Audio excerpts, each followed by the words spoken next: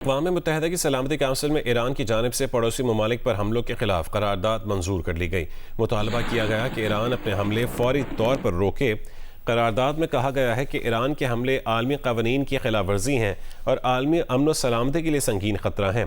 Iran की जानिब से हमलों में Bahrain, Kuwait, Oman, Qatar, Saudi Arab, अमारात और उर्दन निशाना बनाए गए। खलीजी ममालिक की जानिब से तैयार मुसवदे के हक़ में 13 वोट आए। ईरान के हमलों की मज़म्मत से मुतालिक करारदाद पर चीन और रूस गैर हाजिर रहे। बहरीन के मंदूब का कहना था कि ईरानी हमलों की मज़म्मत के लिए करारदाद 135 ममालिक ने को स्पॉन्सर की। पाकिस्तान भी खलीजी ममालिक की जानिब से ईरान के खिलाफ पेश करारदाद का शरीक मुआवन था।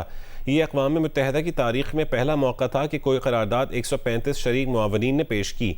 सलामती काउंसिल में रूस की जंग बंदी करारदाद मंजूर न हो सकी। अमरीका ने रूस की जंग बंदी करारदाद वीटो कर दी। 4 अरकान ने हिमायत की, 2 ने मुखालफत की, जबकि 9 गैर हाजिर रहे।